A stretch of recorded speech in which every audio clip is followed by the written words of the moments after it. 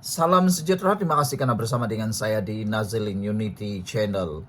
Menuduh Perdana Menteri Anwar Ibrahim sebagai satu derhaka, adalah satu fitnah yang jahat. Itu kata backbenchers menyelar pembangkang hari ini. Kelab penyokong kerajaan Madani, Backbenchers Club BBC, menemplak tuduhan Ketua Pembangkang di Dewan Rakyat semalam yang menuduh Perdana Menteri Anwar Ibrahim sebagai derhaka terhadap institusi diraja berkaitan isu titah edendum.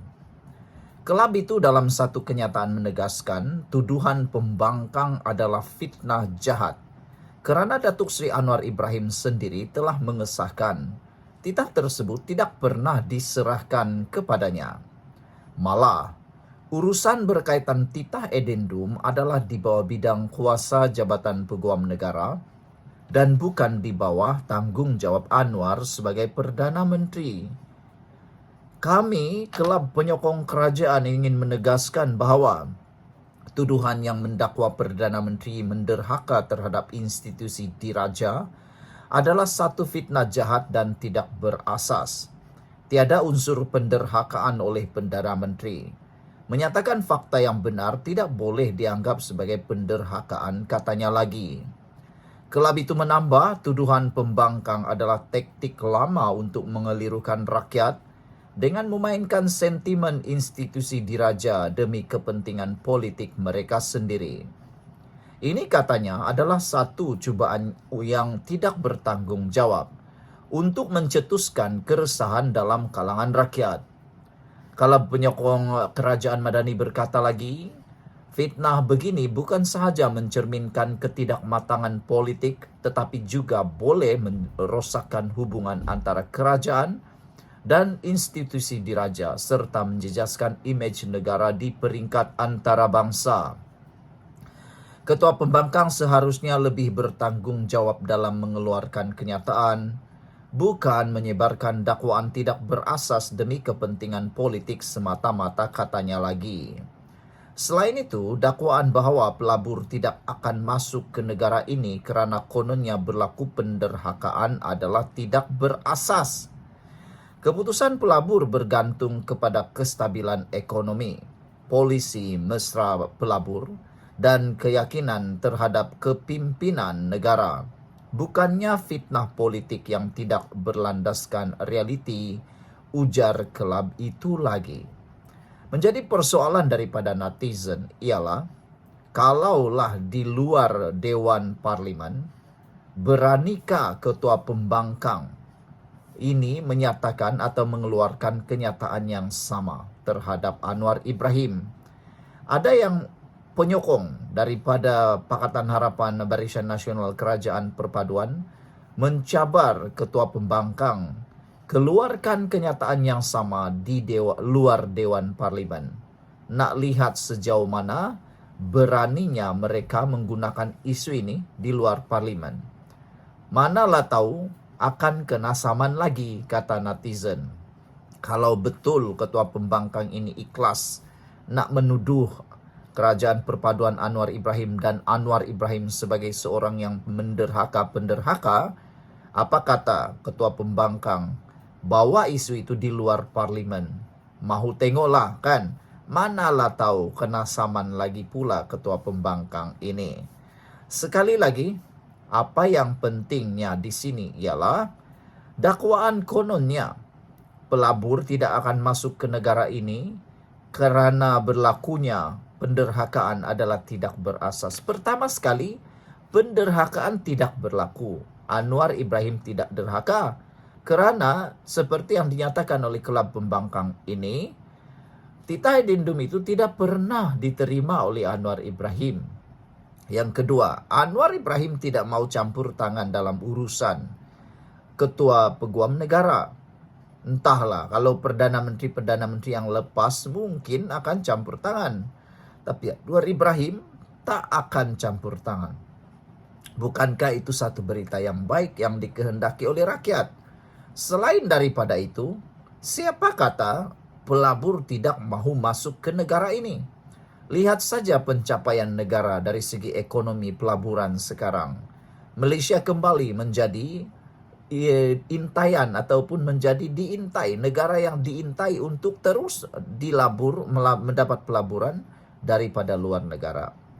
Fakta-fakta sudah menunjukkan bahwa Malaysia kembali menjadi tempat pusat pelaburan dunia. Jadi apa yang merepeknya di sana? Apa yang ketua pembangkang merepek? Itu semua adalah tidak berlandaskan realiti. Sekian untuk kali ini, jangan lupa tinggalkan komen Anda. Salam sejahtera, terima kasih karena bersama dengan saya di Nazilin Unity Channel. Paling menarik hari ini dalam konten saya yang mendapat perhatian penuh ialah apabila Ketua Penerangan PAS Ahmad Fadli Saari secara sinis membandingkan Perdana Menteri Anwar Ibrahim dengan watak inspektor filem Bollywood kerana kerap mengubah keputusan kerajaan. Daripada isu ini, banyak yang memberikan komen bukannya terasa ataupun makan hati, malahan mereka ketawa dengan Ketua Penerangan PAS ini. Pertama, kata netizen, mereka kata sekurang-kurangnya Anwar Ibrahim jadi inspektor SAB. Inspektor SAB dalam filem-filem Bollywood yang pernah saya tonton, tak tahulah Anda pernah tonton atau tidak, saya pernah tonton. Inspektor SAB ini ialah pengubah kepada keadaan atau situasi. Daripada yang kalah menjadi menang, daripada yang salah kepada benar, daripada menangnya penjahat, akhirnya starring yang menang ataupun hero yang menang. Jadi kalau benarlah seperti yang disebut oleh Ketua Penerangan PAS ini, maka dia silap. Sebenarnya dia silap mengambil contoh. Inspektor SAB di dalam filem Bollywood membawa watak yang baik. Inspektor SAB ini ialah mengubah keadaan daripada yang jahat kepada yang baik. Dia mengalahkan si penjahat dengan kekuatannya. Biasanya apabila Inspektor SAB ini datang, dia akan menjadi orang yang paling ditakuti oleh musuhnya. Jadi persoalan netizen kepada Fadli Saari ialah mungkin dia dah bergegar takut, lutut dah bergetar apabila mendengar nama Inspektor SAB Anwar Ibrahim.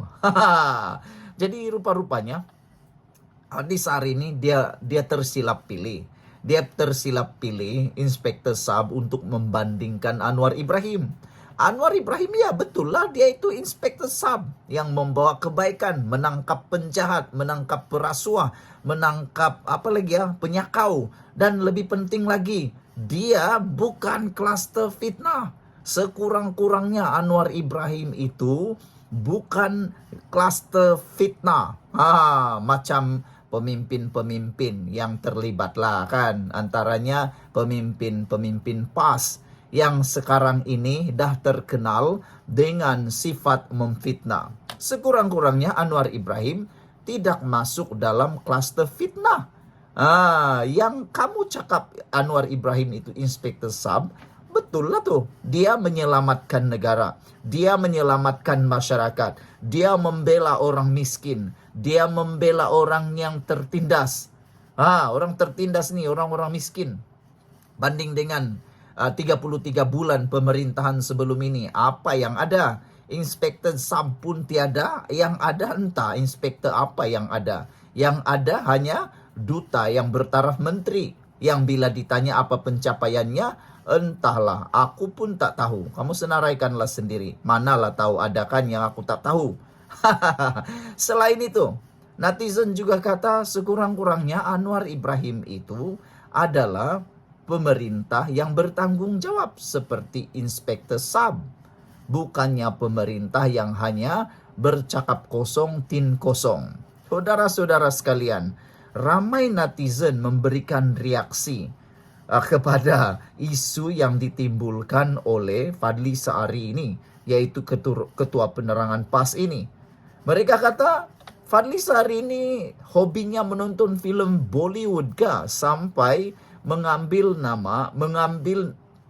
perbandingan Inspektor SAB untuk mahu cuba menjatuhkan kredibiliti Anwar dan kerajaan perpaduan ini. Dia kata Anwar Ibrahim ini seperti inspektur sub atau inspektur film Bollywood kerana kerap mengubah keputusan kerajaan. Dia tak tahukah ketua kerajaan ini ialah Anwar Ibrahim. Semua keputusan sebenarnya bergantung kepada kabinet yang dipengerusikan oleh Anwar Ibrahim. Jadi, nak tanyalah dulu pemimpin-pemimpin Anda yang menjadi pemimpin Perikatan Nasional dulu, mampukah menjalankan kuasa seperti Anwar Ibrahim? Saudara, beberapa komen daripada netizen untuk isu kali ini. Kata netizen menasihati Fadli Syahri ini, kata beliau, Halimi MN kata mata beliau ada magic terutama bila memandang sesuatu. Kotaro Minami kata, kamu pula macam watak membebel dalam filem, tak habis-habis merapu.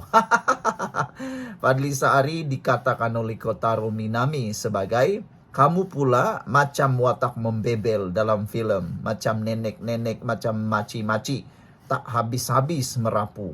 Nak bagi sumbangan idea, tak ada. Nak membagi sumbangan pembangunan dalam bentuk cadangan, kosong. Tiada pun kita pernah dengar. Asik-asik membebel cerita, kosong. Asik-asik seperti itu. Cubalah bagi pandangan yang baik kan. Contohnya macam mana membaiki musim banjir di Kelantan, macam mana nak bantu Terengganu supaya tanah Hakis itu dapat diperbaiki, macam mana membantu Kedah, nak membaiki projek terbengkalai. LRA kalau aku tak silap projek itu. Nak membantu Perlis supaya lebih banyak pelancong datang di sana. Itu kan lebih baik. Bagilah cadangan-cadangan seperti ini. Seperti itu. Ini tak habis-habis nak merapu, kata Kotaro Minami.